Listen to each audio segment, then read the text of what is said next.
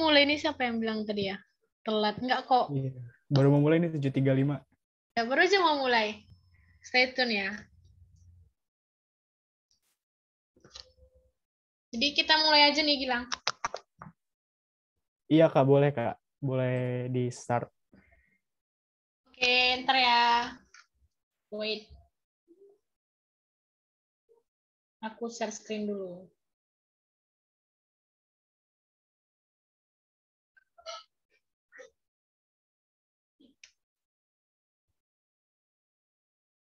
Bentar-bentar ya.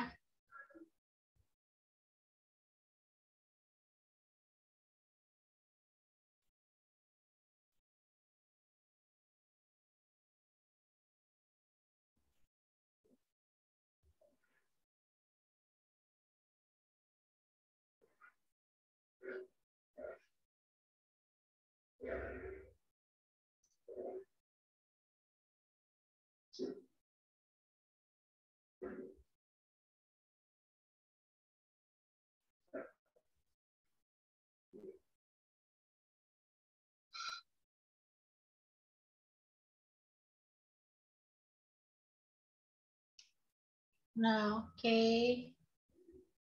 Udah nih, Kak Gilang. Udah kelihatan belum? Udah. Thank you Kak Puput. Oke. Bisa kita mulai teman-teman. Sebelumnya suaraku terdengar jelas Kak? Jelas, Kak. Oke, jelas ya. Oke, makasih. Oke, kita mulai. Assalamualaikum warahmatullahi wabarakatuh. Selamat malam semuanya. Selamat datang di kelas Bersinar Project menyinari sosiologi bab sosialisasi bersama aku Gilang dan Puput. Nah, kali ini kita bakal ngebahas bareng-bareng, diskusi bareng-bareng tentang sosialisasi dan juga akan ada bahas soal gitu ya di akhir materi. Mungkin bisa lanjut ke slide berikutnya nih Kak Puput. Ini share screen-nya nggak nge-lag kan di kalian kan? Jelas kan? Jelas kok. Oke. Oke, thank you. Oke, jadi kita pertama harus paham dulu sebenarnya apa sih itu sosialisasi. Di sini aku udah kasih dua definisi. Yang pertama sosialisasi secara umum dan sosialisasi menurut ahli sosiolog. Dia bernama Peter L. Berger gitu. Tapi oh ya teman-teman sebelumnya aku mau disclaimer dulu misalkan ada yang kecepatan atau kurang paham boleh langsung on mic atau bilang di kolom chat, dan misalkan ada salah penjelasan dari kita berdua, kalian boleh banget aku minta tolong buat koreksi kita, karena di sini kita sama-sama belajar. Oke, lanjut ke definisi sosialisasi menurut secara umum gitu. Sosialisasi itu adalah proses pengenalan nilai dan norma yang ada di dalam masyarakat. Gitu. Jadi pengenalan nilai dan norma. Apa sih nilai dan norma? Ini ada di bab nilai dan norma. Nilai adalah hal-hal yang dianggap penting oleh sebuah masyarakat. Sedangkan norma adalah hal-hal yang bersifat aturan yang ada di masyarakat. Jadi kita sosialisasi budaya untuk mengetahui, mengenali apa-apa saja yang penting dan menjadi sebuah aturan yang ada dalam sebuah masyarakat gitu. Kalau menurut Peter L. Berger, sosialisasi adalah proses di mana seorang anak belajar menjadi seorang anggota yang berpartisipasi dalam masyarakat. Intinya, kedua definisi tersebut bertujuan atau bertujuan akhir kepada sosialisasi yang bertujuan untuk berpartisipasi dalam masyarakat. Itu salah satu fungsi dari sosialisasi. Kita bisa lanjut ke slide berikutnya nih, Kak Puput. Nah, sosialisasi ini juga ada beberapa tahapan nih, teman-teman. Ada 4 tahapan gitu ya. Yang pertama ada tahap persiapan atau preparatory stage. Pada tahap persiapan, anak mulai melakukan kegiatan meniru tapi tidak sempurna. Nah, pada tahap ini dimulai sejak seseorang lahir gitu ya. Dia mulai belajar apa-apa saja yang ada di lingkungan sekitarnya, contohnya keluarga. Gitu. Itu termasuk ke dalam tahap persiapan, mempersiapkan seorang individu untuk berpartisipasi dalam masyarakat nanti. Pada tahap persiapan ini sudah pasti terjadi di keluarga, teman-teman. Contohnya preparatory stage adalah kegiatan meniru tapi tidak sempurna. Gimana sih Kak contohnya meniru tapi tidak sempurna? Ketika misalkan seorang anak menginginkan sesuatu nih, dia udah bisa berbicara, tapi berbicaranya itu masih belum dipahami secara oleh orang lain gitu. Mungkin cuma hanya orang tuanya saja gitu yang paham apa sih yang dikatakan oleh seorang anak tersebut gitu. Lalu ada tahap meniru atau play stage. Nah, pada tahap ini si anak itu sudah semakin sempurna menirukan orang-orang dewasa yang ada di sekitarnya gitu. Contohnya gimana, Kak? Contohnya ketika seorang anak melihat ibunya yang sedang memasak gitu ya, menyiapkan makanan untuk keluarganya, lalu seorang anak perempuan atau seorang balita gitu ya, meniru bermain masak-masakan, itu bisa dikatakan yang namanya termasuk tahapan play stage gitu, tahapan meniru. Lalu yang ketiga ada tahap siap bertindak. Pada tahap ini seorang individu tuh mulai memahami perannya dalam keluarga dan masyarakat. Jadi dia sudah tahu dia siapa dalam keluarga itu. Oh, gue ternyata di sini sebagai kakak harus bisa gimana sih gitu. Dalam masyarakat dia sebagai apa gitu ya. Itu tahap siap bertindak, tapi pada tahap ini seorang belum bisa dikatakan sudah dianggap dewasa, tapi dia sudah bisa dikatakan paham perannya. Tapi belum tentu dia bisa menjalankan perannya dengan baik gitu. Lalu yang keempat ada tahap menerima norma kolektif atau generalized others. Pada tahap ini tuh seseorang sudah dianggap dewasa dan harus menerima dan menjalankan norma yang berlaku di masyarakat gitu. Mungkin sekarang kalian sudah bisa dikatakan sudah melewati tahap ini ya, generalized others, karena kalian sudah dianggap dewasa misal gitu. Udah, mungkin slide berikutnya akan dijelaskan oleh Kak Puput. Ya, mungkin ada pertanyaan nggak teman-teman sampai sini? Oh ya, Kak Put, ada yang tanya nih di direct message ke aku. Boleh dong Kak Put ke slide sebelumnya dulu. Ada yang tanya nih Kak, contoh dari tahap persiapan apa ya? Oke. Ya bentar.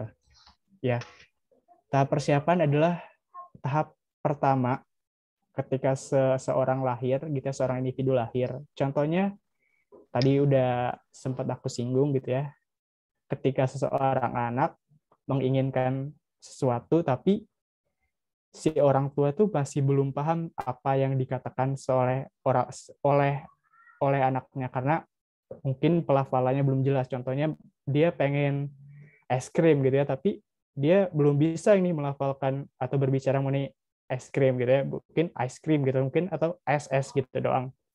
Itu yang bisa dikatakan dari contoh tahapan sosialisasi dari preparatory stage gitu, tahap persiapan. Ya, sama-sama Kak, sama-sama Abil. Ini ada yang lagi nih, Catherine. Contoh preparatory sama play stage apa Kak? Tadi ya kalau preparatory, contohnya ketika si anak sudah menginginkan sesuatu tapi dia tidak bisa tidak bisa mengucapkan dengan jelas, itu termasuk ke tahap persiapan gitu, meniru tetapi tidak sempurna. Kalau tahap play stage, anak tadi udah aku bilang ya, anak semakin sempurna dalam meniru. Contohnya ketika seorang anak bisa menirukan peran ibunya dalam masak-masakan, tapi dalam hal bermain masak-masakan gitu, itu bisa termasuk ke tahap play stage. Mungkin Kak Puput mau nambahin, Kak? Nah, aku mau nambahin. Jadi waktu pas kayak kalian ini kelas 12 ya, waktu persiapan, aku tuh sering susah bedain part ini gitu, terutama di bagian play stage sama game stage gitu. Nah, nanti misalnya ya di soal UTBK ataupun tryout ada soal yang buat gini.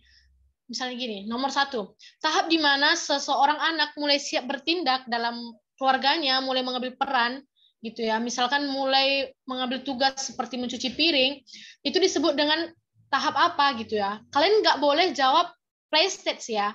Nah, jangan karena misalnya play itu artinya kayak mulai bermain, memulai gitu. Nah, jangan karena dibilang siap bertindak, melakukan, kalian jawab itu play stage gitu ya. Nggak boleh ya. Nah, jadi ingat, play stage itu yang kedua. Nah, game stage itu yang ketiga. Jadi, supaya lebih mudah pahaminya, ingat aja, kalau game stage, dia tuh udah mulai bermain game gitu. Dia udah mulai kayak lebih aktif gitu. Udah langsung ngambil peran tuh dalam keluarga gitu dia. Oke, paham ya? Kalau misalnya ada yang kurang jelas, langsung tanyain di kolom chat. Nah, kita lanjut. fungsi sosialisasi. Udah kelihatan kan slide-nya? Udah Kak, udah kelihatan. Oke, kita lanjut ya. Fungsi sosialisasi. Yang pertama. Ntar aku ganti tinta warnanya supaya lebih jelas. Yang pertama, membentuk pola perilaku berdasarkan nilai dan norma yang berlaku di masyarakat. Ini maksudnya gimana? Nah, jadi nilai dan norma yang berlaku di masyarakat itu disosialkan oleh masyarakat itu sendiri tergantung apa yang menjadi masalah di masyarakat itu. Misalnya, di satu masyarakat apa ya bilangnya? Masyarakat A misalnya. Nah, di sana tuh ada masalah gitu ya. Jadi tiap hari tuh ada aja warga yang kehilangan ayam peliharaan mereka karena dicuri gitu. Nah, jadi karena masalah itu, karena problem itu ya, jadi masyarakat tuh membuat sosialisasi, membuat suatu kayak peraturan bahwa siapa yang mencuri ayam bakal dipasung gitu. Nah, jadi itulah dia. Sosialisasi di masyarakat itu terbentuk karena masalah yang ada di masyarakat itu sendiri gitu. Nah, sosialisasi yang terbentuk di masyarakat itu, peraturan itu terbentuk sesuai apa yang terjadi di masyarakat gitu ya. Berlaku di masyarakat tergantung. Jadi beda-beda ya tiap daerah, tiap masyarakat gitu. Nah, yang kedua, fungsi sosialisasi menjaga keteraturan di masyarakat. Nah, ini dia. Kenapa sosialisasi itu menjaga keteraturan? Nah, contohnya yang kayak tadi. Ketika udah dibuat sosialisasi bahwa siapa yang mencuri ayam bakal dipasung, nah, karena kayak gitu kan pasti ada keteraturan di masyarakat gitu ya. Jadi nanti mereka tuh nggak saling tuduh, nggak saling terpecah belah gitu ya, nggak saling berantem karena masalah ayam dicuri. Karena udah ada sosialisasi gitu, udah ada peraturan yang diberi oleh masyarakat itu. Nah, itulah dia menjaga keteraturan di masyarakat. Nah, yang ketiga, menjaga integrasi di masyarakat. Nah, ini juga terhubung ya yang kedua. Kenapa menjaga integrasi gitu? Nah, integrasi ini maksudnya apa? Persatuan gitu ya. Jadi ketika sosialisasi yang di masyarakat itu sama gitu ya, nilai dan norma yang dianut sama masyarakat itu, anggota masyarakat itu sama, otomatis mereka pasti terintegrasi. Karena yang di pikiran mereka itu kan, kalau misalnya aku punya ayam, aku bakal dipasung gitu. Si B juga kayak gitu. Kalau aku bakal curi ayam, nanti aku bakal dipasung dong. Nah, yang terbentuk di masyarakat itu. Oke, sorry. Ini pelan ya? Kedengaran nggak sih, Gilang? Tadi sempat kecil banget gitu, Put. Tapi sekarang udah lumayan jelas. Oh, kalau gini jelas nggak? Udah jelas nggak? Jelas. Iya, ada suara ngung gitu tadi. Oh, kalau ini masih ada? Kalau ini masih ada? Udah nggak ada. Nggak ada, Kak. Nah, tuh, kalau misalnya gini, aku lanjut ya. Jadi, kalau misalkan pemikiran di antara masyarakat itu udah sama gitu ya, apa yang disosialisasikan itu udah sama, jadi mereka itu bisa bersatu, terintegrasi gitu. Nah, yang terakhir, membiasakan individu dengan nilai dan norma yang ada di masyarakat. Nah, kenapa sosialisasi itu dikatakan membiasakan individu? Jadi misalnya gini ya, kalian ini kan kelas 12 nih ya, dan bentar lagi bakal masuk PTN nih, kita doain amin ya, masuk PTN. Nah, kalian ada yang merantau ke daerah lain, bukan di daerah kalian. Misalnya contohnya, siapa ya contohnya di sini? Ini Difaf dan siapa ini? Berbatos. Nah, Difaf dan Berbatos. Misalnya kalian ini dari Pulau Jawa nih ya, kalian tinggal di Pulau Jawa. Nah, kalian misalnya nih ya, kalian masuk USU nih di Medan kan? Nah, jadi pasti masyarakat yang ada di Medan ataupun kakak tingkat kalian yang kuliah di USU bakal mensosialisasikan bagaimana norma yang ada di masyarakat Medan itu ke kalian gitu. Jadi pasti kalian dibilang, "Dek, di Medan ini keras, Dek," gitu. "Di Medan ini bahaya. Jangan banyak macam gaya gitu. Jangan sok-sokannya, Dek," gitu. Nanti kalau bertingkah sedikit dibacok gitu. Nah, kayak gitu tuh bakal disosialisasikan ke kalian. Supaya apa? Supaya kalian terbiasa sama norma yang ada di masyarakat Medan gitu. Nah, gitu juga sebaliknya. Iya, betul. Aku dari Medan, aku di USU. Nah, jadi yang mau di USU nanti jumpa sama aku ya. Nah, jadi di agak serem ya. Iya, kalau di Medan tuh macam-macam sedikit itu langsung di curb gitu. Nah, jadi gitu tuh. Kalian bakal disosialisasikan gitu supaya jangan terkejut gitu. Nah, misalnya gitu tadi ya, yang misalkan Diva ataupun Barbatos itu ke Medan, supaya kalian jangan terkejut. Ih, ini orang di Medan ini kayak serem-serem ya, kuat-kuat ya suaranya gitu. Nah, kalian bakal disosialisasikan supaya kalian udah was-was nih, supaya kalian udah membuat persiapan gitu di tengah masyarakat. Itu tuh dia fungsi sosialisasi untuk kalian. Nah, paham ya, kalau misalnya ada yang kurang paham, langsung dibilang. Oke, lanjut. Ini aku dari Medan, katanya, kata Sabrina. Hai Sabrina, dari Medan ya. Oke, lanjut. Tujuan sosialisasi.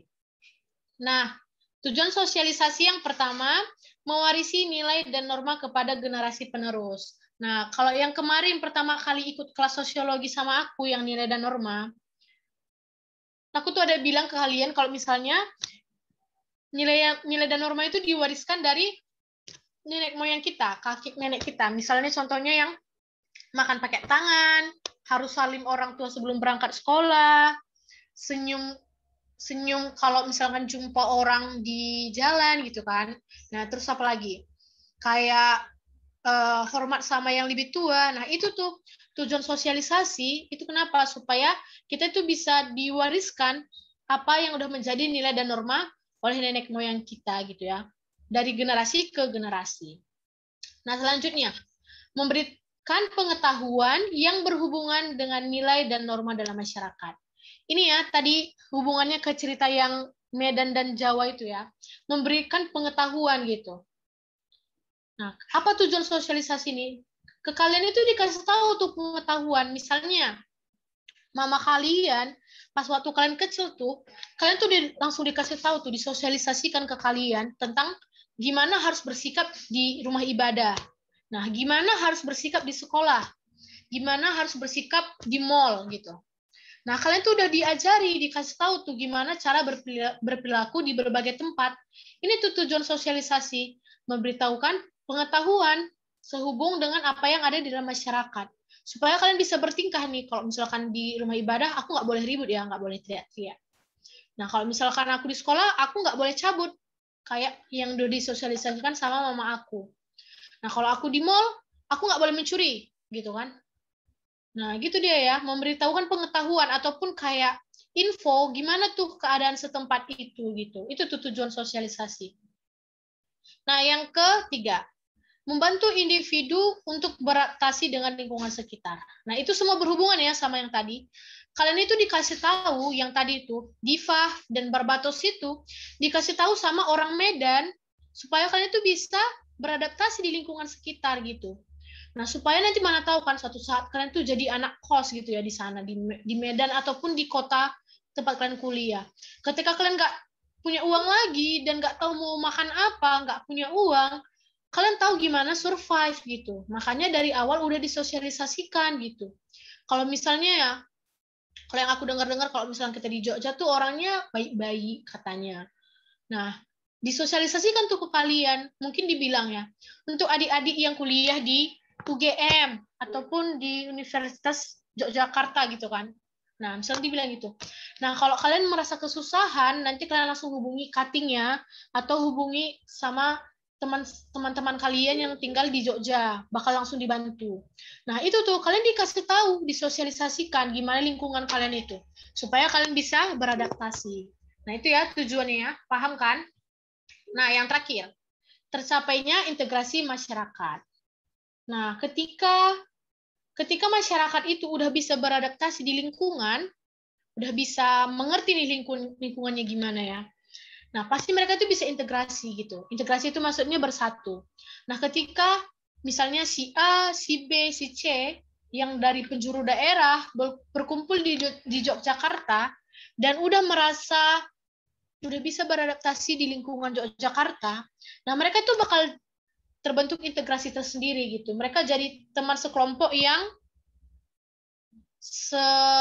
sepernasipan gitu kan. Mereka udah kayak gimana ya, membentuk kelompok gitu, kayak terintegrasi gitu, nggak terpecah belah. Karena mereka juga udah mampu beradaptasi di lingkungan itu, udah paham temennya gimana sifatnya gitu dia. Nah itu ya tujuan sosialisasi. Nah gimana? Ada yang mau ditanyain nggak tentang fungsi dan tujuan ini? Kalau nggak ada, biar kita lanjut. Aman ya?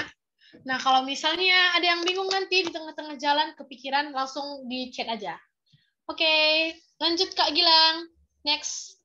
Oke, siap. Thank you Kak Puput. Tadi udah jelasin fungsi-fungsi dan tujuan dari sosialisasi ya teman-teman. Nah, kali ini kita bakal lanjut buat ngebahas bentuk-bentuk dari sosialisasi gitu. Sebenarnya ada banyak bentuk dari sosialisasi.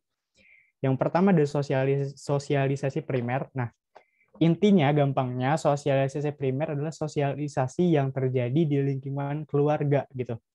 Kalau selain lingkungan keluarga itu bukan sosialisasi primer. Oke. Jadi pada sosialisasi primer ini adalah sosialisasi pertama yang diterima oleh individu dalam lingkungan keluarga gitu ya. Dan dalam lingkungan keluarga juga diharapkan individu dapat menerapkan nilai dan norma yang ada di masyarakat, berkepribadian yang sesuai dengan nilai dan norma yang diharapkan oleh keluarganya pada sosialisasi primer ini gitu. Lalu ada sosialisasi sekunder, berarti adalah sosialisasi yang terjadi di lingkungan selain keluarga, bisa di lingkungan sekolah, lingkungan kerja, lingkungan bermain, atau media massa. Ada yang nanya nih, Catherine, keluarga itu termasuk keluarga besar atau cuma keluarga inti, Kak? Nah, ini tergantung ya teman-teman. Misalkan hanya di rumah kalian ada cuman keluarga inti, ayah, ibu, kakak, semisal gitu, itu yang dikatakan sosialisasi primer. Tapi misalkan keluarga kalian dalam satu rumah memang berisikan keluarga besar, ada kakek, nenek, paman, begitu itu juga bisa dikatakan sosialisasi primer gitu, tergantung pada seberapa banyak sih gitu. Iya, seberapa banyak seorang yang memang tinggal dalam satu tempat tinggal atau rumah gitu. Tapi keluarga biasanya di primer. Oke, yang kedua ada sosialisasi sekunder. Nah, pada sosialisasi ini berarti serumah aja, iya yang serumah aja karena keluarga udah pasti serumah gitu ya dari awal dari seorang lahir gitu ya. Yang dimaksud keluarga adalah seseorang yang memang satu tempat tinggal gitu. Kita lanjut dulu ya teman-teman ke sosialisasi sekunder. Adalah sosialisasi yang terjadi di lingkungan selain keluarga. Contohnya tadi sekolah, lingkungan kerja, lingkungan bermain, dan media massa. Nah, pada sosialisasi sekunder ini bisa terjadi dua tahap lagi nih teman-teman. Ada desosialisasi, pencabutan identitas diri, dan resosialisasi, pemberian identitas baru. Kenapa sih Kak bisa terjadi kedua hal ini gitu ya? Kenapa bisa terjadi pencabutan identitas diri? Karena setiap agen dari sosialisasi itu kadang bisa memberikan nilai dan norma yang berbeda gitu ya. Misalkan ketika kamu di rumah, kamu dianggap baik ketika kamu mematuhi peraturan di rumah gitu. Kamu pulang tepat waktu, membantu kedua orang tua, itu norma yang diajarkan di rumah. Tapi ketika kamu misalkan bergaul di lingkungan bermain gitu, kamu dianggap baik ketika kamu memiliki tingkat solidaritas yang tinggi, misal gitu ya. Itu bisa sebisa ketika kamu bergaul dalam lingkungan bermain yang memang buruk, ketika isinya pergaulan kamu memang orang-orang yang memang bisa dikatakan kurang baik, bisa saja kamu terpengaruh ketika bisa kamu sudah diajarkan oleh keluarga kamu primer ini atau oleh sosialisasi primer untuk bersikap baik, tapi kamu pada sosialisasi sekunder bergaul dengan orang-orang yang bisa dikatakan kurang baik, itu bisa terjadi yang namanya desosialisasi atau pencabutan identitas diri sebelumnya. Gitu. Paham ya teman-teman sampai sini? Kalau ada yang kurang paham, boleh ditanyakan. Aman ya? Iya, nanti PPT-nya di-share kok. Ada di linknya bersinar. Oke, kelamaan kita lanjut ke sosialisasi represif dan partisipatoris. Kadang kedua sosialisasi ini, oke sebentar ada yang bertanya dari Nick, resosialisasi apa ya? Kalau resosialisasi adalah pemberian identitas baru. Nah, tadi kan aku udah kasih contoh nih, misalkan ketika kamu di keluarga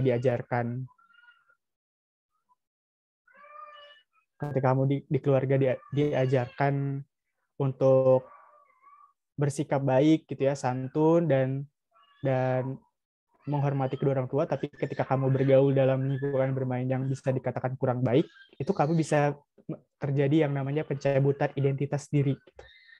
Dan resosialisasi, pemberian identitas baru kamu apa? Oh, kamu sekarang jadi orang yang tidak patuh kepada orang tua, gitu, tidak nurut, atau jadi orang yang memang kurang baik karena pergaulan kamu tidak baik gitu.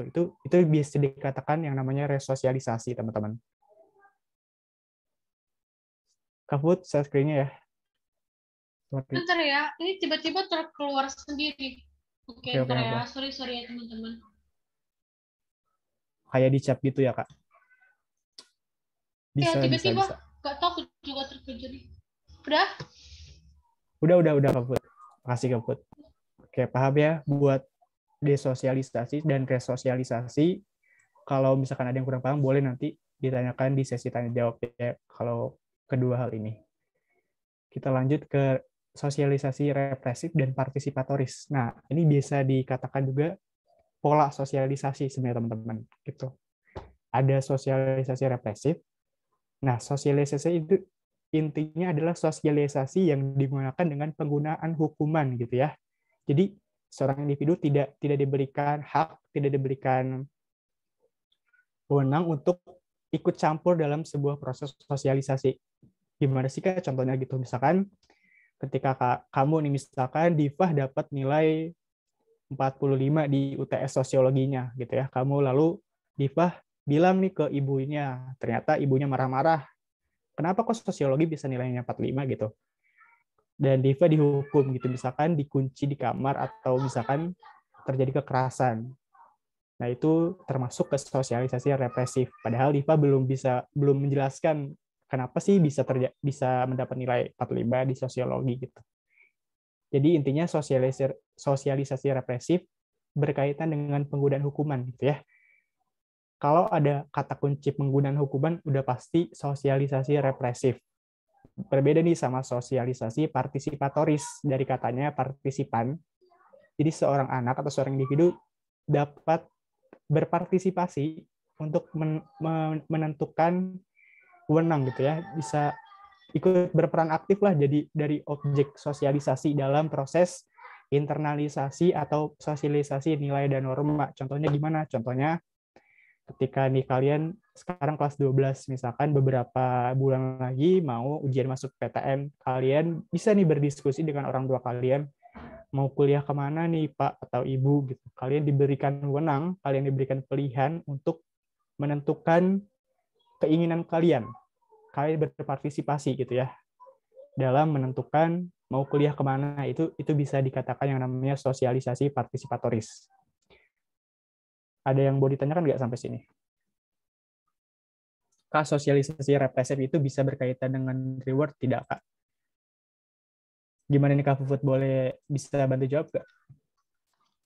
Nah, kalau misalnya sosialisasi represif itu berkaitan dengan hukuman. Jadi misalkan gini kan, kalau misalnya nih, kalian mengalami dalam pemilihan jurusan ini, kalian itu udah langsung didikte sama orang tua kalian gitu. Misalnya siapa ya? Si Dalgona, namanya Dalgona nih. Dalgona, kalau kamu nanti kelas 12 ambil jurusan kedokteran ya. Papa nggak mau tahu harus kedokteran. Nah itu tuh represif. Kalian tuh kayak langsung didikte gitu, nggak dikasih kesempatan untuk ikut berpartisipasi gitu. Nah jadi langsung ada hukuman. Nah kalau misal ditanya itu bisa berkaitan dengan reward atau tidak Kak. Nah itu tergantung dengan si individunya gitu. Misalkan individunya bilang gini, misalkan aku nih ya punya anak. Kalau kamu juara 1, aku kasih hadiah. Tapi kalau kamu juara 2, aku hukum kamu. Nah gitu tuh represif. Kita kayak nggak dikasih kebebasan gitu. Kayak langsung didikte aja. Nah gitu.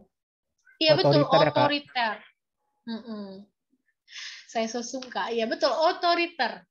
Kalau di sekolah tuh represif ya Kak. Maksudnya kalau di sekolah tuh represif gimana ya? Nah jadi gimana ya, si subjeknya ini, si pemain utamanya ini kayak langsung membuat peraturan gitu. Jadi kayak kita nggak dikasih apa-apa lagi. Nah, beda kalau sama partisipasi. Nih kan, namanya aja udah partisipatoris. Kita dikasih untuk ikut serta. Jadi orang tua kita tuh kayak, yuk sini nak, kita perbincangkan. Nah iya, represif itu kayak gitu. Nah, sekolah itu kayak represif juga, termasuk kepada represif. Kita nggak ditanya kan, siswanya mau kayak mana kan, rambutnya, kita nggak diajak diskusi kan. Kita dalam sekolah itu kan, kayak kepala sekolah, guru BK itu dalam membuat peraturan itu, mereka nggak ada tanya kita kan, mau gimana rambut yang enaknya di kita gimana gitu kan. Mereka kayak langsung, rambut cowok harus... Udah ada peraturan gitu ya. Betul-betul, harus 3 jari gitu kan. Langsung ada peraturannya gitu. Iya, satu arah. Benar. Satu arah, ya gitu ya. Nah, kalau partisipatoris paham ya. Dia kayak kita di kan, keluar lagi nih share screen-nya. Kenapa ya gitu ya? Bentar ya.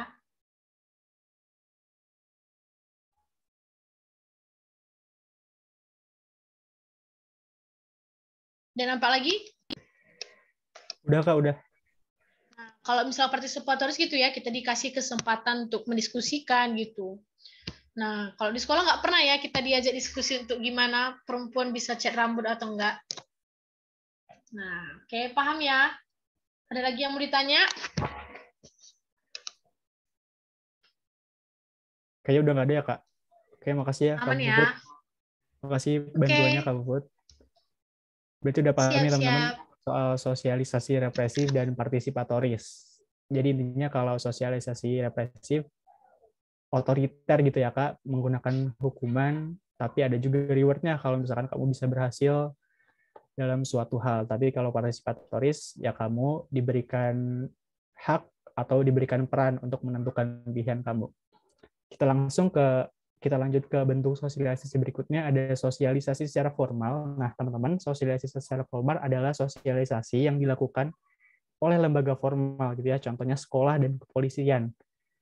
Dan kalau sekolah merupakan salah satu agen dari sosialisasi yang nanti akan dibahas gitu. Jadi pada sekolah itu bisa dikatakan yang namanya sosialisasi secara formal. Contohnya apa sih Kak sosialisasi di sekolah? Di sekolah kita diharapkan untuk bertanggung jawab dengan tugas dan menaati peraturan. Itu yang dikatakan sosialisasi secara formal. Kalau formal itu ada peraturan, lebih ke lembaganya sih, bukan masalah ada peraturan atau tidak, tapi ke siapa gitu lembaga yang melakukan sosialisasi itu. Karena di sosialisasi non formal juga ada aturan, tapi aturan dan yang pasti aturannya juga berbeda dengan sosialisasi secara formal. Tergantung lembaganya Kak. Iya, tergantung lembaganya. Kak, kalau ada pilihan informal berarti kurang tepat ya. Maksudnya gimana tuh, Roti? Kita lanjut dulu ya teman-teman ke sosialisasi non formal. Nah, pada sosialisasi non formal adalah sosialisasi yang dilakukan oleh lembaga non formal gitu ya, berlawanan dengan tadi sosialisasi secara formal. Contohnya lembaga non formal apa sih Kak? Contohnya ya masyarakat dan kelompok bermain. Nah, kedua hal ini juga nanti ada di agen sosialisasi. Contohnya sosialisasi di kelompok bermain. Tadi ketika kamu dianggap baik, ketika kamu memiliki rasa solidaritas yang tinggi dan bisa menghargai teman-teman kamu gitu, teman-teman pergaulan kamu, itu sosialisasi non formal. Kalau ada pilihan non formal sama informal Kak, sebenarnya sama aja sih non formal dan informal. Itu sama aja kan? Sama aja kan? Kalau di UTBK aman-aman aja sih, dia nggak, UTBK itu jelas-jelas sih soalnya, ABC-nya juga jelas-jelas. Nggak bakal ada kok. Kalau try-on mungkin ada ya, ada salah-salah pengetikan mungkin. Oke Kak Put, kita lanjut ke sosialisasi langsung nih teman-teman. Sosialisasi langsung adalah sosialisasi yang terjadi secara bertatap muka, jadi tanpa perantara komunikasi gitu. Dan sosialisasi tidak langsung adalah sosialisasi yang dilakukan dengan menggunakan perantara atau alat komunikasi. Nanti di sosialisasi tidak langsung ada yang namanya agen sosialisasi yang namanya media massa. Itu bisa termasuk ke sosialisasi tidak langsung, teman-teman. Kita buka kolom chat dulu. Ada yang tanya nih, Tania, kalau sosialisasi kayak narkoba gitu, yang polisi datang ke sekolah itu termasuk sosialisasi formal. Kalau webinar gitu termasuk non formal ya Kak? Iya benar banget Tania, kalau polisi yang datang ke sekolah untuk mensosialisasikan bahayanya narkoba itu termasuk ke sosialisasi formal. Kenapa? Ya udah jelas gitu ya. Karena dilakukan oleh lembaga formal, kepolisian dan tempatnya juga di sekolah gitu ya, lembaga formal juga. Dan kalau webinar gitu termasuk non formal ya Kak. Tergantung juga sih, tergantung siapa yang mengadakan webinar tersebut. Jika yang mengadakan webinarnya memang lembaga pemerintahan ya bisa dikatakan sosialisasi formal gitu. Tapi kalau misalkan sosialisasi non formal mungkin ada juga ya, mungkin ada sih webinar yang diadakan oleh kelompok-kelompok masyarakat tertentu gitu. Semoga paham ya Tania. Bedanya integrasi sama keteraturan apa Kak? Kalau integrasi itu persatuan, berintegrasi persatuan dalam masyarakat. Tapi kalau keteraturan yang ada dalam masyarakat maksudnya ya ketertiban gitu ya. Masyarakat berjalan secara tertib sesuai norma dan perilaku. Sesuai norma dan nilai yang ada di masyarakat. Tapi kalau integrasi ya masyarakatnya bersatu. Sih mirip-mirip sih integrasi dan keteraturan. Kalau mau integrasi berarti kita harus keteraturan dulu gitu sih. Integrasi itu intinya persatuan, kalau keteraturan ya ketertiban yang ada dalam sebuah masyarakat gitu. Mungkin bisa kita lanjut ya. Bagiannya Kak Food nih kayaknya ya. Oke, udah siap ya bagian Kak Gilang. Aku lanjut ya Kak. Oke, kita lanjut ke agen-agen sosialisasi. Nah, agen-agen sosialisasi ini ada 4. Yang pertama, keluarga, sekolah, teman, dan teman bermain, dan media massa. Nah, kita masuk ke keluarga. Nah, oke, ntar ya.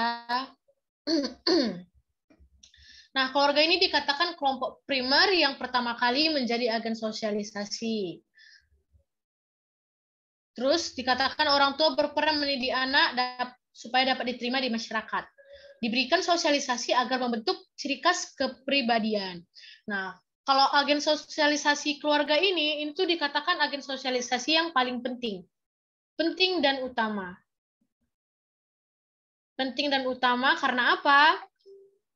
Karena ini yang pertama kali gitu ya. Karena ini yang pertama kali kita lahir, kita ada di tengah-tengah keluarga kita. Ini yang kasusnya di keluarga ya. Beda cerita kalau yang lahir dibuang sama orang tuanya gitu. Itu beda kasus. Nah, misalnya gitu ya. Kenapa dikatakan penting dan utama? Karena yang pertama itu yang pertama kali kita kenal. Itu yang pertama kali kita kenal. Dan yang kedua, kelompok orang yang di dalam itu adalah orang yang kita percayai. Orang yang kita percayai. Nah, yang ketiga, agen inilah yang membentuk kepribadian kita gitu. Nah, makanya kalau misalnya ya, dulu waktu kalian sekolah offline, misalnya ada nih, satu teman sekelas kalian ini tuh bandel gitu kan, bandel, sering cabut, sering dimasuk BK gitu. Pasti kalian sesekali tuh secara nggak langsung pasti pernah mempertanyakan keluarganya gitu. Dia kenapa ya gini ya? Ternyata setelah kalian selidiki, ternyata dia itu ada masalah broken home gitu kan. Nah, ternyata mereka itu kurang kasih sayang gitu.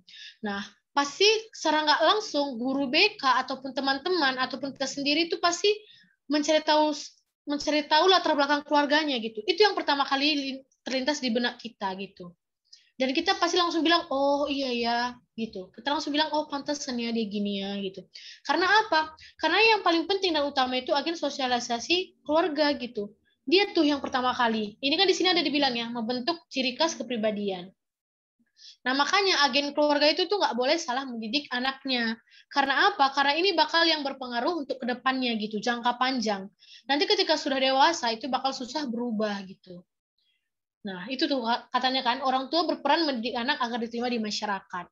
Nah, ini tuh ya, yang paling penting dan paling utama. Nah, yang kedua, kita lanjut. Teman bermain.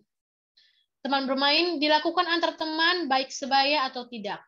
Terjadi secara ekualitas, sederajat gitu ya. Jadi walaupun dia nggak sebaya, tapi dia tuh sederajat gitu, nggak jauh-jauh banget umurnya. Nah, ikut menentukan cara berperilaku kelompoknya. dapat memberikan pengaruh positif dan negatif. Nah, ini apa maksudnya? Nah, pasti kalian gini, kalau misalkan di sekolah, kalian itu satu geng sama yang anaknya isinya ambis-ambis semua. Pasti otomatis kalian itu pasti terikut jadi anak yang ambis, ya kan? Betul nggak? Nah, kebalikannya, kalau misalnya kalian ikut-ikutan sama kelompok geng yang sering nakal gitu ya, suka ngomong kasar, suka melawan guru, suka cabut gitu, pasti otomatis pelan-pelan kalian bakal terikut kayak mereka gitu. Nah, ini tuh dibilang di sini, ikut menentukan cara berperilaku kelompoknya. Nah, kenapa ya berpengaruh sekali gitu? Karena kita itu sebaya, kayak gak ada jarak yang jauh banget gitu. Jadi kita pun mudah gitu terikat dengan mereka gitu. Kayak mudah terpengaruh, mudah terbawa gitu. Ini tuh yang paling berpengaruh selain keluarga. Yang kedua, ya kan? Nah, lanjut ya. Yang ketiga, sekolah. Nah, agen sekolah ini tuh bermula dari agen keluarga. Kenapa? Karena ditemukan ada masalah nih. Apa masalahnya? Nah, keluarga itu kan ada orang tua yang harus kerja. Ya kan? Harus kerja. Nah, jadi agen sekolah ini terbentuk ketika keluarga itu membutuhkan tempat anak-anak untuk dititipkan gitu. Nah, di sini dibilang sekolah berperan dalam sosialisasi sekunder. Terdapat interaksi tidak sederajat antara guru dan siswa. Cakupan sosialisasinya lebih luas dan mempersiapkan peran siswa untuk di masa yang akan datang. Nah, kalau agen sekolah ini tuh sebenarnya kalian merasa juga nggak sih? Sebenarnya nggak terlalu berpengaruh sama kita. Betul atau betul? Nah, misalnya kayak ini kan udah kelas 12. Pasti sekolah itu tuh paling kayak cuma ngingatin kalian. Kalian udah kelas 12 nih, belajar ya, ntar lagi kalian mau masuk kuliah gitu. Tapi sebenarnya yang benar-benar ngebus kalian untuk belajar itu, karena kalian ngeliat teman kalian semua itu udah pada heboh membicarakan PTN, ya kan? Kayak yang di sana udah sibuk belajar nih, ambis di kelas belajar tentang PTN gitu. Teman-teman sebaya kalian itu di Twitter udah semua ambis-ambis gitu kan. Nah, itu yang mempengaruhi kalian sebenarnya gitu. Bukan sekolah. Kalau sekolah itu cuma sebentar aja dia gitu. Nah, itu makanya dibilang teman bermain ini, teman sebaya ini yang sangat mempengaruhi kita gitu. Nah, sekolah itu juga kayak gitu. Dia cuma sekunder gitu ya, kayak cuma ngajari kedisiplinan, mengajarkan kayak mana berperilaku gitu. Tapi yang menentukan gimana kita bersikap itu lingkungan kita, keluarga kita, dan teman kita. Kayak paham ya? Nah, makanya dibilang ini sosialisasinya lebih luas. Nah, luas banget gitu. Kayak nggak terlalu spesifik. Nah, lanjut ya, media massa. Nah, media massa ini agen sosialisasi yang saat ini sangat berkembang. Karena pandemi, dan kita pun makin banyak berinteraksi di sosial media melalui teknologi gitu ya. Nah, kalau misalnya yang aku pelajari di perkuliahan ya, di semester pertama ini, misalnya di sini yang mau masuk ilmu komunikasi enggak? Nah, di ilmu komunikasi aku udah belajar tuh. Di teknologi komunikasi dikasih tahu ada teori namanya determinasi. Nah, teori determinasi ini dibilang kalau misalnya media massa, teknologi, sosial media gitu ya, itu diciptakan oleh manusia. Tapi semakin lama, semakin berjalannya waktu tanpa disadari, media massa inilah, teknologi inilah yang mendikte manusia itu tersebut. Nah, maksudnya gimana? Secara nggak langsung, sikap kita nih, apa yang kita perbuat sekarang ini, itu dipengaruhi sama sosial media. Itu dipengaruhi sama media massa gitu. Terkadang contohnya aku tuh rajin, pura-pura sibuk. Nah, karena apa? Karena aku lihat orang-orang di sosial media itu juga kayak gitu. Nah, itulah yang membuktikan bahwa secara tidak langsung sikapku itu dipengaruhi oleh media massa gitu. Nah, ini juga tuh dibilang media massa itu sebagai agen sosialisasi. Berperan menyampaikan nilai, norma untuk menghadapi masyarakat yang heterogen. Nah, makanya kalau kita lihat ada webinar, ada konten-konten yang dibuat sama konten creator di sosial media, ada kayak infografis. Nah, itu tuh peran media massa dalam sosialisasi. Kita pikir kita itu cuma lihat postingan mereka, tapi tanpa kita sadari, mereka tuh sebenarnya udah mensosialisasikan suatu nilai ataupun norma ke kita. Misalnya, kita dulu tuh nggak tahu ya kalau misalnya tentang misalnya tentang kesetaraan gender gitu. Kita tuh nggak tahu tuh tentang itu. Tapi secara nggak langsung kita baca-baca postingan orang di sosmed, opini-opini orang di media massa. Nah, kita jadi mengerti kan tentang kesetaraan gender. Nah, itu secara nggak langsung mereka tuh mensosialisasikan ke kita gitu dia ya. Nah, perannya bersosialisasi bersifat umum. Nah, ya bersifat umum ya, banyak banget yang bisa disosialisasikan sama media massa. Nggak ada yang spesifik. Apapun bisa disosialisasikan sama media massa. Mengikuti perkembangan perubahan sosial secara universal. Nah, gitu dia ya. Kalau media massa ini kan nggak bisa kita elakkan ya. Cuma bisa kita ikuti dan kita filter. Karena bakal mensosialisasikan kita. Oke? Kalau ada yang mau bertanya, boleh dikasih tahu. Oke, paham ya? Nanti kalau ada yang bingung-bingung, langsung kasih tahu. Oke, Kak Gilang. Next katanya. Oke, lanjut Kak Gilang. Oke, thank you Kak Put. Tadi udah jelasin apa-apa aja dari lingkungan atau agen dari sosialisasi. Tapi ini udah ada yang nanya nih Kak. Lingkungan kerja itu termasuk agen sosialisasi gak Kak? Aku boleh bantu jawab Kak? Nah, boleh. Oke. Kak Gilang boleh jawab. Jadi lingkungan kerja itu termasuk ke teman-teman sebaya. Kenapa? Mungkin ketika kita umur 17 tahun, ketika SMA gitu, agen sosialisasi teman sebaya adalah teman-teman sekolah gitu ya, teman-teman les mungkin. Tapi ketika kita sudah kerja gitu ya, sudah bekerja, itu termasuk juga lingkungan kerja, termasuk ke agen sosialisasi ke teman sebaya, karena umur kita juga semakin bertambah gitu, teman-teman sebaya kita juga umurnya semakin bertambah dan termasuk ke teman sebaya. Jadi bisa dikatakan lingkungan kerja termasuk ke agen sosialisasi teman sebaya. Tuh. Bener gak sih Kak? Benar. Jadi dia itu termasuk agen sosialisasi, tapi masuknya ke teman bermain, teman sebaya gitu. Kita lihat aja dia seberapa besar pengaruhnya ke kita gitu. Kalau misalnya kayak teman sekerja kita itu kayak banyak mempengaruhi kita ya. Kayak misalnya kita lihat mereka itu udah pakai tas yang bermerek dan kita ikut-ikutan pakai tas yang bermerek gitu kan. Nah, itu termasuk agen sosialisasi gitu. Tapi bagian teman bermain sesuai dengan umur kita ya. Oke. Iya, benar. Paham ya? Sip. Lanjut Kak Gilang. Oke, kita lanjut nih ke kepribadian. Ini juga berkaitan dengan sosialisasi. Tujuan dari sosialisasi adalah membentuk kepribadian yang sesuai dengan nilai dan norma yang ada di masyarakat. Tapi apa sih Kak kepribadian itu? Kepribadian adalah perilaku yang menetap atau konsisten. Artinya nggak bisa berubah nih teman-teman kepribadian itu. Kepribadian merupakan hasil dari proses sosialisasi. Proses sosialisasi yang diharapkan kepribadian ini tuh sesuai dengan nilai dan norma yang ada pada sebuah masyarakat gitu. Boleh nih kepribadian ini juga dipengaruhi oleh beberapa faktor yang ada pada slide berikutnya nih.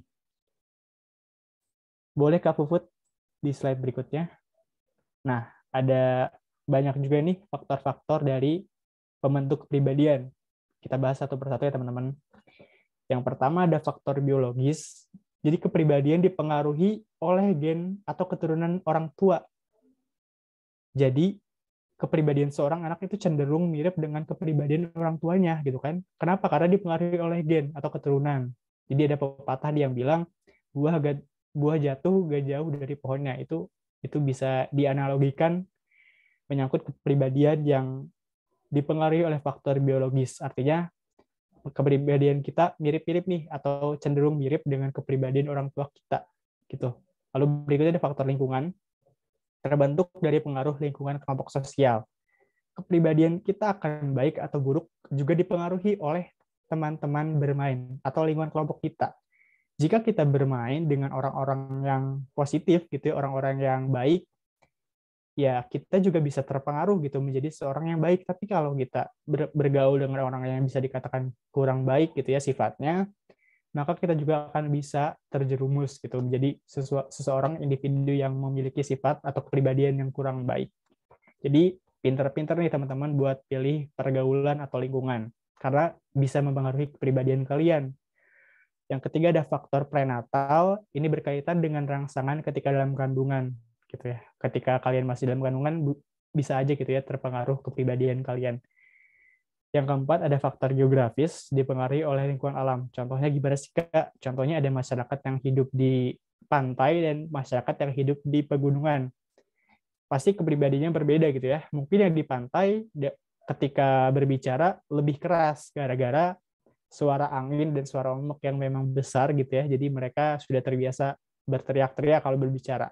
Tapi kalau di pegunungan karena mungkin hening gitu ya, sepi juga, mereka masyarakat yang ada di pegunungan lebih cenderung berbicara secara pelan-pelan gitu ya. Dan dari segi pakaian pun biasanya yang di pantai lebih tipis gitu. Karena tropis, dan tapi kalau di pegunungan dia lebih menggunakan pakaian yang tebal gitu, termasuk ke faktor geografis. Faktor kebudayaan dipengaruhi oleh kebudayaan sekitarnya.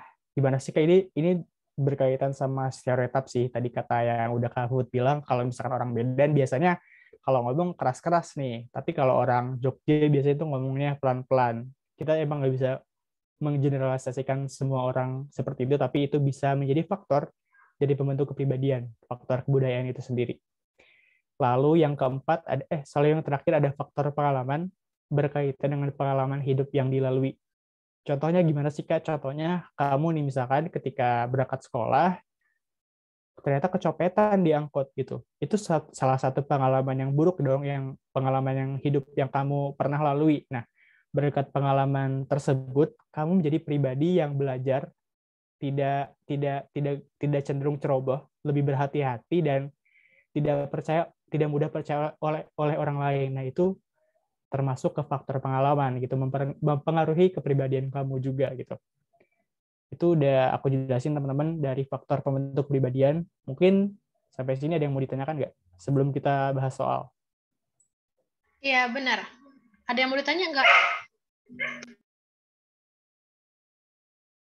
Ya, ini ada yang nanya nih Kak, dari Barbatos Kak, terkait kepribadian ini, apakah mau seperti apapun kepribadian kita akan dinormalisasikan sekitar kita atau masyarakat itu sendiri Kak? Dinormalisasikan sekitar kita maksudnya. Sebenarnya kepribadian ini, kenapa Fut? Boleh enggak itu apakah mau seperti apapun kepribadian kita akan dinormalisasikan sekitar masyarakat kita? Enggak ya. Seperti yang ini tadi, yang mana ya? Bentar. Fungsi sosialisasi. Bukan tujuan sosialisasi gitu. Nah, kenapa dibuat tujuan sosialisasi? Supaya kita itu berperilaku, punya kepribadian itu menyesuaikan dengan masyarakat di mana kita bertempat tinggal gitu. Itulah gunanya sosialisasi. Kenapa orang tua kita itu mensosialisasikan, mengajarkan kita supaya kita itu kalau di rumah ibadah itu jangan ribut. Nah, supaya kita itu bisa ikut dengan seperti mereka gitu, nggak membuat kekacauan, bisa menciptakan keteraturan gitu. Nah, makanya itu nggak boleh ya kalau misalkan apakah mau seperti apapun kepribadian kita akan dinormalisasikan. Mungkin masyarakat sekitar itu nggak bakal negur kita secara langsung, tapi mereka itu pasti bakal terganggu gitu. Kita itu harus menyesuaikan di mana kita berada gitu ya, di mana kaki kita dipijak, di situ langit dijunjung gitu nggak sih bahasanya? Ya kan, benar. Ya, benar. Nah, itulah gunanya sosialisasi ya, supaya kita bisa sesuai dengan di mana kita bertempat, di mana kita ada gitu dia. Oke, paham ya? Bisa menyesuaikan dengan nilai dan norma gitu ya Put, ya, dengan benar. Masyarakat yang ada gitu. Nah, makanya kayak tadi itu ya, makanya itu cutting kita baru itu langsung mensosialisasikan ke kita supaya kita itu bisa ikuti apa yang ada di masyarakat itu, supaya kita nggak dikucilkan. Nah, ada lagi nggak yang mau ditanya-tanya sebelum kita bahas soal ini? Sebentar aja kok bahas soalnya. Habis itu selesai deh. Bisa tidur. Nah, ada lagi nggak yang mau ditanya? Berapa soal tuh, Kak? Ada 8, tapi ini kan kalian udah pasti paham semua kan? Jadi cepatlah kita ini menyelesaikannya. Nggak terlalu lama. Makanya kalian, nggak kok. Kita ini di sini nanti. Langsung tunjuk langsung. Iya, orang Medan. Ketahuan banget dia logatnya. Oke, nggak ada lagi ya? Nggak ada lagi ya mau nanya nih. Wah, marga apa, Kak? Aku baru suruh bakti. Aku bukan orang Batak. Aku tuh suku Karo. Tapi karena di sini suka main gitar. Iya, itu kelihatan ya orang gitu. Aku suku Karo, tapi karena sini orangnya Batak semua kan jadi kedekutan. Nilai dan norma di masyarakat itu beda-beda, Kak. Kalau yang Kakak bilang orang Medan begini, orang Jawa begitu. Iya benar. Nilai dan normanya itu beda ya. Makanya kita itu perlu disosialisasikan. Karena apa? Karena itu tadi ada perbedaan gitu. Kalau semuanya sama kan nggak perlu ada lagi disosialisasikan ya. Kalau misalnya udah sama aja gitu kan, udah sama aja semua gitu pemikirannya kan nggak perlu sosialisasikan. Alumni SMA mana, Kak? SMA 17. Nyanyi, Kak, coba. Ya ampun. Ya, mantap, mantap, mantap. Candu dengar logatnya. Kak Gilang kalau ngomong nggak ketahuan ya logatnya, tapi kalau aku langsung ketahuan gitu ya. Ya aku orang Sunda Kak soalnya. Jadi kan nggak bisa nebak Kak Gilang ini dari mana.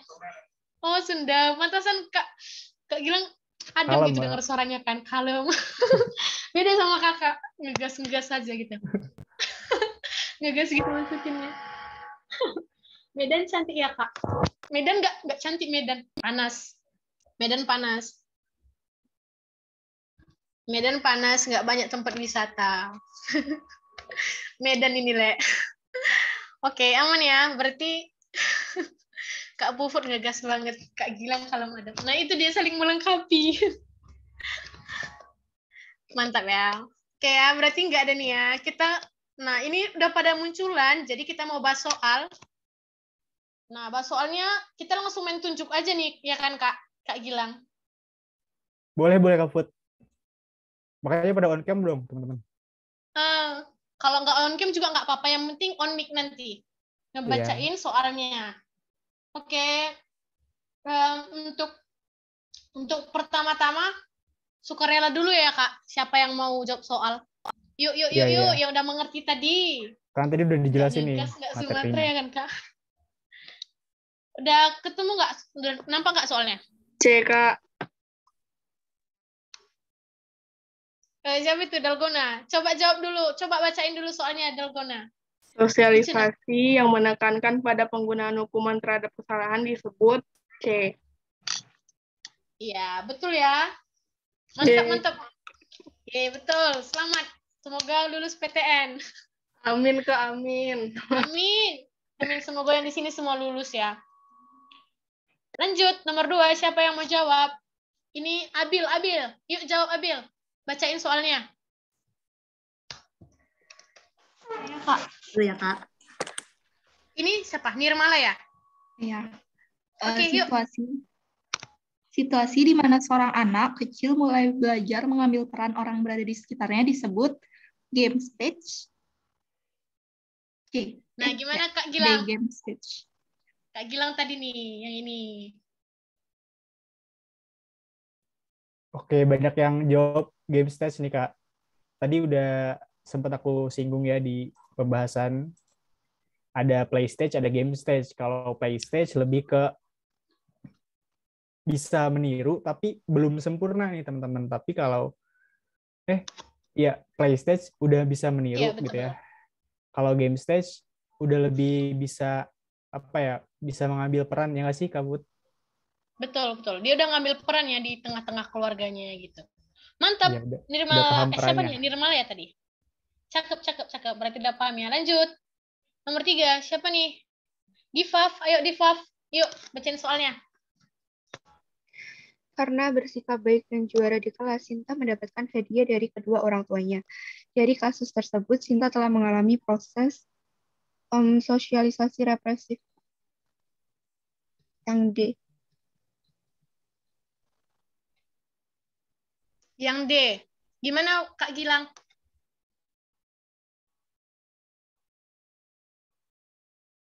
Kak Gilang mic-nya masih mati.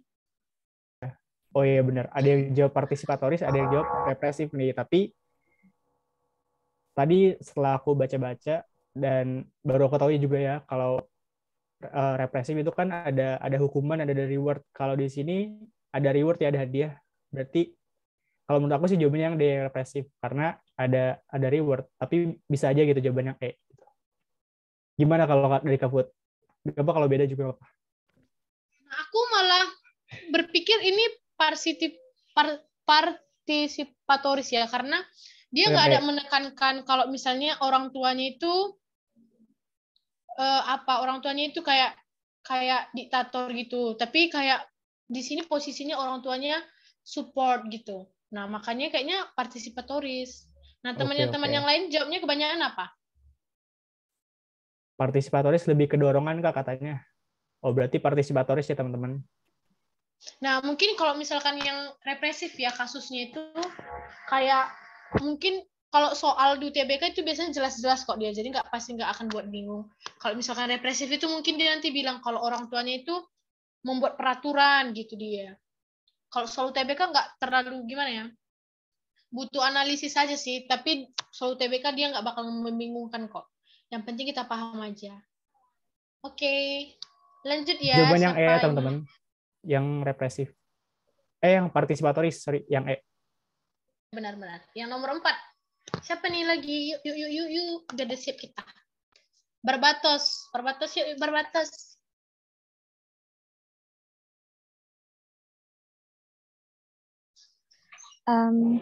Semua pihak yang berperan memberi nilai, norma, dan peran sosial kepada individu sehingga berperilaku dan berkepribadian dewasa sesuai dengan harapan masyarakat disebut agen sosialisasi. Nah, benar ya. Yang berperan memberikan nilai dan norma itu adalah si agen. Oke. Ini mungkin kalian nanti gimana ya? Kalau misalkan dulu ya temanku itu sering bingung kan. Sosiologi itu jawabannya mirip-mirip. Nah, kenapa dibilang mirip-mirip dan buat susah ya? Karena kita itu sering nggak fokus ke satu jawaban aja gitu. Nanti mungkin kita bisa merasa jawabannya A, jawabannya D, jawabannya E gitu. Padahal sebenarnya ada jelas gitu. Asalkan kita paham aja ya, ingat aja. Sesuai aja, agen gitu. Jangan kita kayak, gimana bilangnya kan ya, kita langsung mikir-mikir banyak gitu. Jangan langsung aja ke to the point gitu. Supaya kita jangan salah jawab. Oke? Lanjut ya, 5. Siapa lagi nih? Si Iya, Nick, boleh nih. Nick. Siapa? Kak Gilang mau siapa? Nick, boleh Nick. Tadi udah aktif nih tanya. Boleh dong tadi sekarang bacain soalnya. Oke. Kedengaran ya, Kak? Kedengeran. Oke. Kedengaran? Sejak kecil, ibu selalu mengajarkan kepada putri untuk selalu salim kepada orang tua yang lebih tua saat bertemu. Tindakan tersebut merupakan contoh bentuk sosialisasi primer. Primer, kenapa primer? Karena kayak yang dibilang tadi itu dari kecil, yang dari keluarga gitu. Oke, keren banget nih, Nick. Thank you, jawabannya benar ya. Jadi jawabannya, Mantap. ya, jadi jawabannya nomor 5 ini termasuk ke sosialisasi primer ya teman-teman, karena dilakukan di lingkungan keluarga dari kecil gitu ya, sedari kecil pada putri. Jadi jawabannya yang B. Oke, bisa lanjut ke slide berikutnya, Kak. Oke, lanjut. Jadi ada pembahasannya sih, Kak. Pembahasannya Ini mau dibahas atau mau dilewat aja nih? itu Atau udah paham? nomor, gak usah lah ya, supaya lebih cepat ya. Oke, boleh. Yuk, Kita Lanjut nomor aja, 6. Kak. Oke, lanjut ya ke nomor 6. Boleh dong nih, soal sebab akibat. Ada yang mau jawab nggak?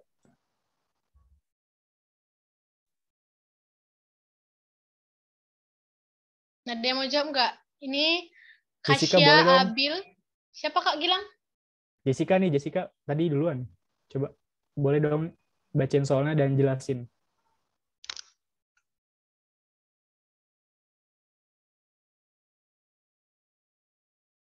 Kalau Jessica lagi di luar karena oke, ada yang mau jelasin nggak nih yang nomor 6 selain Jessica?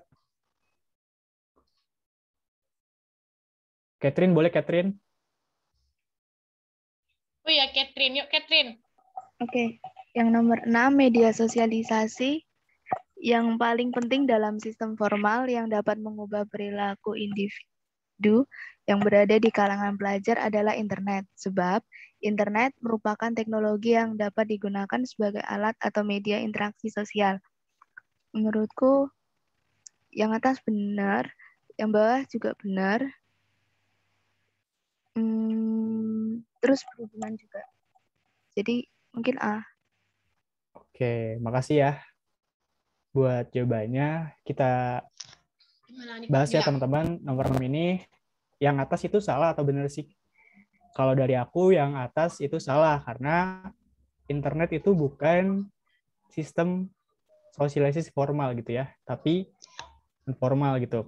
Karena media sosial yang paling penting dalam sistem form di sini di soal dibilang media sosialisasi yang paling penting dalam sistem formal yang dapat mengubah pola perilaku individu yang berada di kalangan pelajar adalah internet.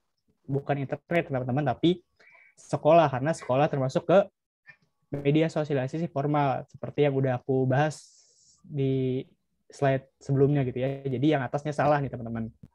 Harusnya pendidikan, bukan internet. Sebab internet merupakan teknologi yang dapat digunakan sebagai alat atau media interaksi sosial.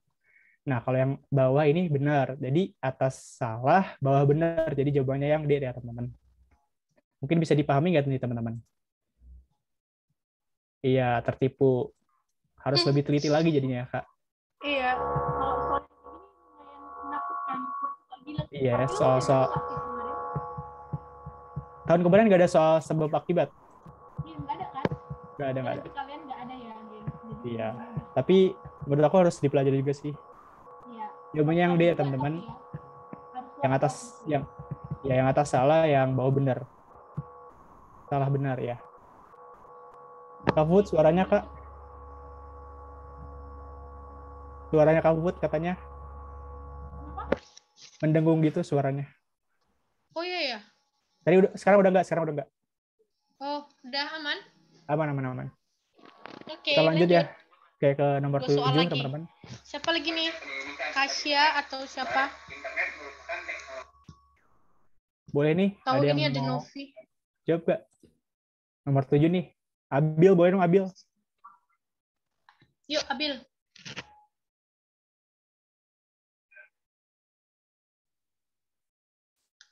Abil belum. Boleh nih jawab A. Dalgona. Ini Boleh dong. Diana, Diana. Farid. Banyak juga nih jawab. Yuk, 2 lagi biar selesai kita. Ya. Zaka deh. Udah fix tuh Zaka jawabnya A. Kenapa A, Zaka? Karena benar semua. Ya, jelasin nih. Boleh dong baca dulu soalnya. Kepribadian seorang cenderung mirip dengan kepribadian orang tuanya. Ya benar, karena itu termasuk faktor genetik. Ya, oke.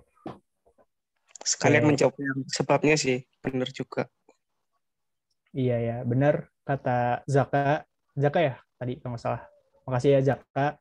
Benar banget cobaannya. Jadi ini yang atas benar, yang bawah juga benar gitu ya. Kepribadian seseorang cenderung mirip dengan kepribadian orang tuanya. Kenapa? Karena faktor pembentuk kepribadian salah satunya adalah genetik atau biologis gitu. Tadi ada salah satu faktor kepribadian yang udah aku jelasin di slide berikutnya. Paham ya teman-teman nomor 7? Kita lanjut ke soal nomor 8 nih, soal terakhir. Yuk. Siapa nih terakhir?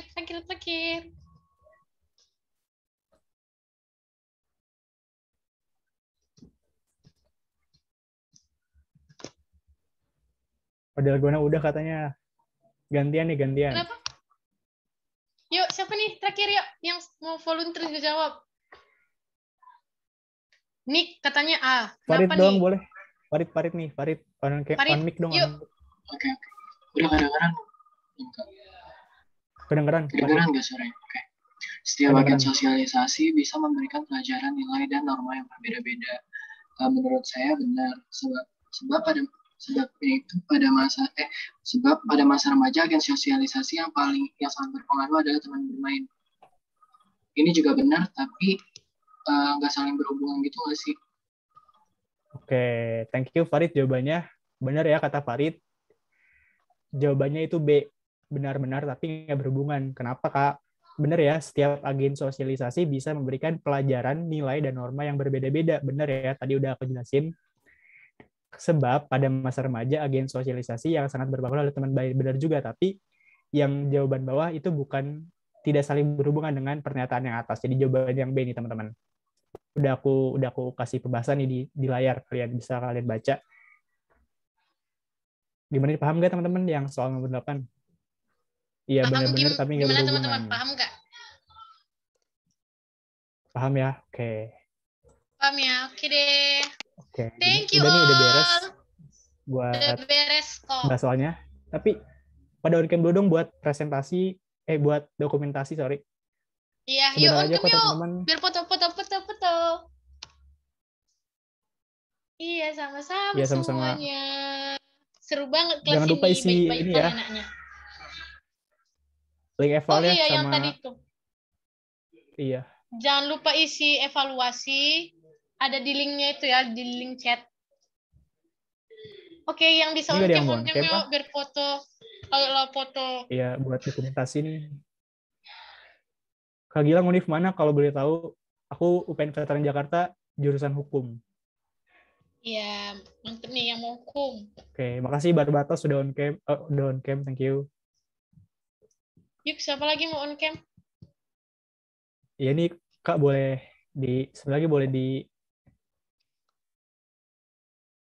Siapa nih? Diva, Farid, atau Abil? Siapa lagi? Hasna, Sanskoy, Loki, aneh-aneh banget nomornya. Nik, Kak Puput kampus manakah? Aku di USU, jurusan ilmu komunikasi. Catherine, ayo on cam dong, biar bisa foto-foto.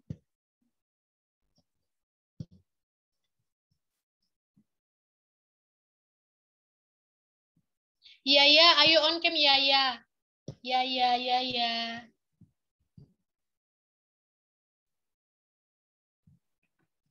Ini udah ajak kalian udah on cam nih. Dalgona ini ayo on cam yuk, biar foto kita. Ayolah.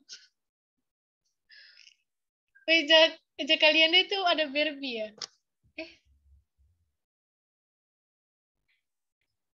Udah nih.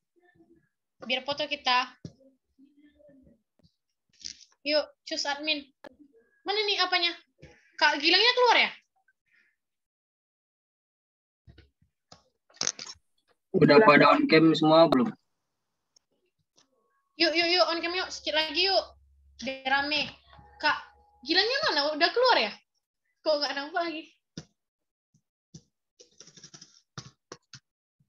Mana Kak Gilangnya? Astaga, dia keluar. Bentar ya, geng. Ini Kak Gilang mana sih? Yang pun Gilang.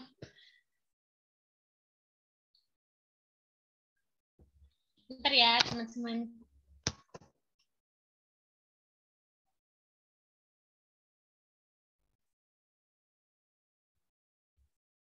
Itu admin Gilang nggak ada request masuk. Dia keluar soalnya.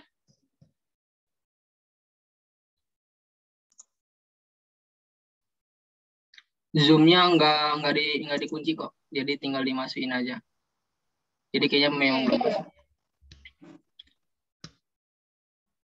Udah masuk belum? Mau segini aja. Saya ini Gilang.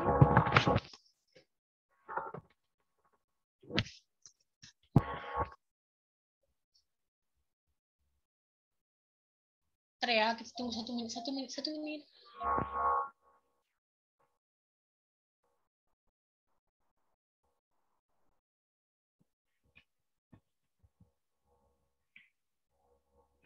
Masuk juga ya? Nah, mungkin dia ada terkendala jaringan kali ya. Aduh, gimana ini? Aku mau foto sendiri nggak enak nanti si Gilang.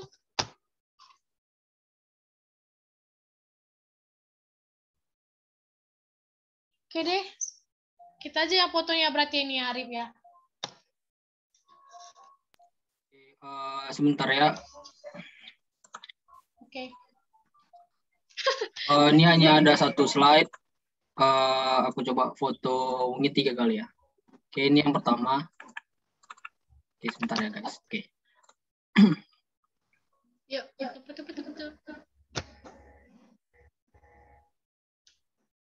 Oke, oke. Oke, ini. Yuk, aku hitung sampai 3 ya. 1, 2, 3. Oke, ini 1 kali. Yang kedua, bergaya dulu dong. 1. Oke, sebentar. Ada chat masuk. Oke, 1, 2, 3. Oke, mungkin satu kali lagi ya. 1, 2, 3. Oke, udah. Makasih semua. Makasih Thank semua. you. Thank you Makasih, ya. Kak. Tadi Makasih, Kak. tadi sorry sinyalnya. Kak Gilangnya baru masuk. Iya, Baru tadi masuk ya sinyalnya, Gilangnya. sorry. Foto dulu dong, foto dulu. Lagi dah, lagi. Oke, lagi. Foto-foto dulu sama Gilang yang sisa di sini. Gilang sumpah ini Gilang. Aku hitung ya. 1, 2, 3. Oke, sekali lagi dong. Sekali lagi. Untung yang 1. rajin ini dia nggak langsung keluar. Oke, 1, 2, 3. Oke. Mantap. Oke, makasih guys semua yang udah datang. Gilang. Jangan lupa Makasih, nonton Makasih Indo ya ya. semuanya. Terima kasih. Terima kasih. Makasih semuanya. Dadah. Jangan lupa diisi ya surveinya. Iya, jangan Ya, lupa diisi. Kak Gilang buat masalah ini memang. Sering hafalnya. Oke, bye-bye. Thank you Thank you, all. Bang. Izin live ya, Bang. Izin live ya, Arif dan Oke.